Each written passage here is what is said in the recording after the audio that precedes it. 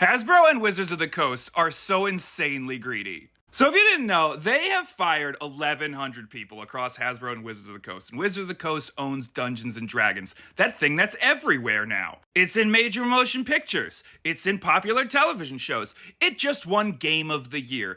Baldur's Gate 3 is a Dungeons and Dragons game. Not even like a little bit. It's set in the Forgotten Realms, which is the Dungeons and Dragons place. And yet, all the people that liaisoned with Larian Studios to make Baldur's Gate 3 from Wizards are gone now. They have cut out like all the people that have taken them from this game that losers played in their parents' basements while the news called them devil worshippers into this mass media, mass market appeal. Like they got all the queer people to play, which is like a brilliant move. And then when they finally got to the top and had all these things working, they kicked out all the people who got them there, like literal dragons hoarding capital, just so they could make a little balance sheet higher. Because maybe some of the other parts of Hasbro weren't as successful, so just start chopping.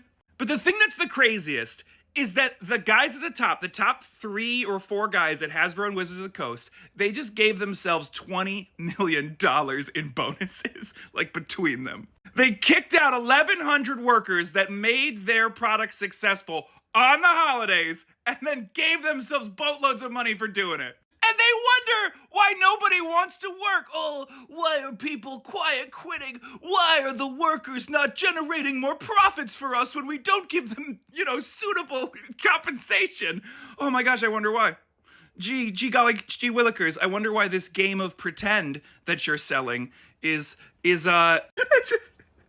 just these dudes in these suits being like, who made this successful? Fire them. Hire AI to do the art. Change all the licensing agreements to all those third-party companies that help make us money. They're left out to dry and everybody's mad. Not very wizardly of you. Why don't they have any, forward thinking? Why are capitalists incapable of knowing who the golden goose is? They're like, all right, when this guy was in charge, they made all this stuff and it made us a lot of money. So fire them and then we'll keep making money. And then they're like, oh, what happened? Why did our golden goose stop laying golden eggs?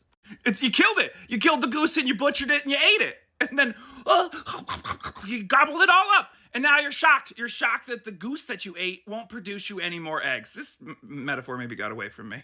This is it. This is the glaring flaw in unregulated capitalism. They just will always do the wrong thing to make a teensy bit more money. And it doesn't matter if they're stealing from themselves in the future, as long as right now makes the most money. And what I find so disappointing in this is I just wish they were actual dragons, Like, they're already doing all the things that dragons do. They're, ruining towns and they're hoarding wealth. But I wish they were big, scaly lizards laying on a pile of gold that we could go vanquish. But instead, they're just, people that don't have empathy. And they don't breathe fire or ice or lightning or anything. They just, they watch Mad Men and they feel inspired. Not even dragons in, human form. Regular, boring humans that you're not allowed to vanquish at all.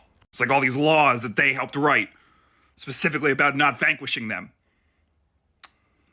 I'm just saying, capitalism with dragons would be, it wouldn't be great, but it would be better.